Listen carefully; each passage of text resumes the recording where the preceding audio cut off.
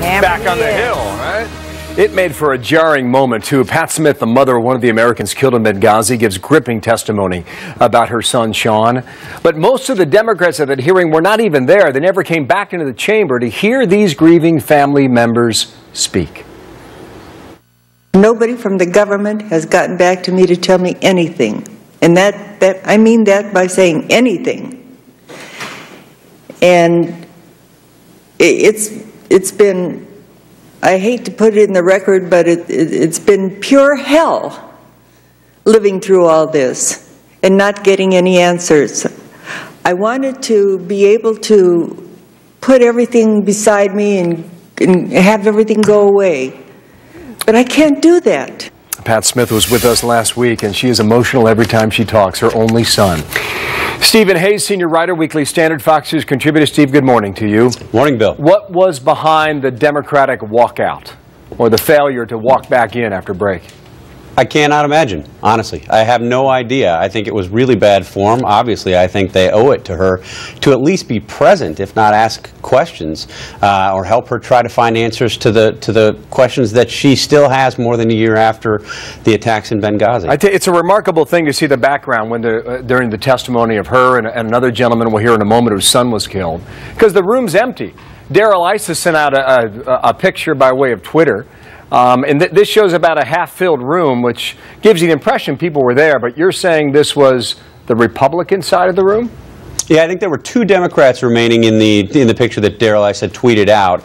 They sit on either side of the dais, and Republican side was mostly full. The Democratic side was mostly empty. Look, I mean, you could say it's a metaphor for the way that people have approached this Benghazi hearing. If you go back to the substantive part of the hearing dealing with the ARB report, you had Democrats basically defending the ARB report, defending the administration, Republicans raising questions and appearing quite skeptical. Yeah, why don't people cover this? You know, I mean, why don't Democrats care? You know, I mean, is this part of the whole phony scandal line? I mean, I think that's right. I think for Democratic partisans, that's why. I mean, I think, you know, your first question really has me sort of befuddled. I don't know why people don't cover this. I mean, I have a theory. If you go back to the time right after the Benghazi attacks happened and the media decided, in effect, we're not going to cover this because we're in the middle of a political environment. This is a presidential election. We don't want this to be political. We don't think it's newsworthy. Many of them, I think, didn't want to ask tough questions of the Obama administration.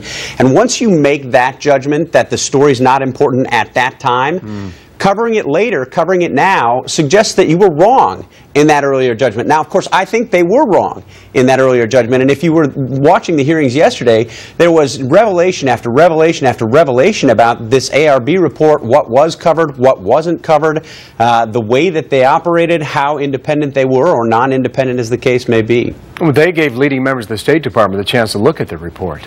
They gave leading members of the State Department the chance to go ahead and point to people who were doing the investigation. Now, this is Charles Woods, the father of Tyrone Woods, what he had to say after his son was killed a year ago. There are people out there that have firsthand knowledge, and public testimony is necessary.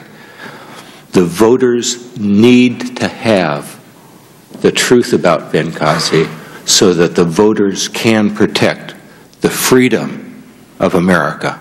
There is some conflict as to whether or not there was an order to stand down. There are very credible sources that say that Ty and 5 of his Special Forces workers were denied 3 times. Well, those questions ring true for the past year because we've been asking those around here. What do you think ultimately this hearing showed? What did it prove?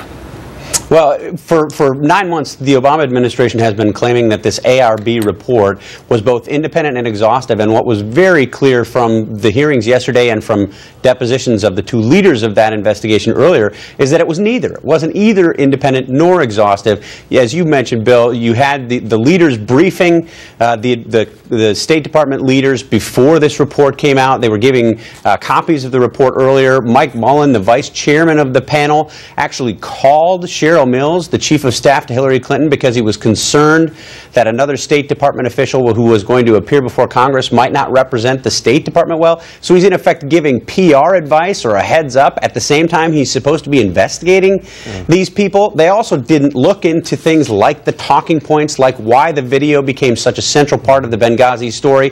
They didn't do a lot of the things that I think most Americans would have expected that they would have done, and what they did do, they weren't independent. That leaves a lot of questions without answers. Quickly, what happens next then?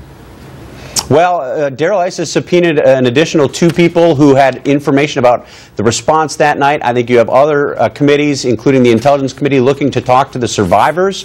We still don't, at this date, a year later, have any first-hand accounts from the survivors, the CIA-affiliated personnel who were on the ground in Benghazi. I think we're going to start to get that. Stephen Hayes, thank you. Thanks. From Washington today, we'll see where it goes. Martha.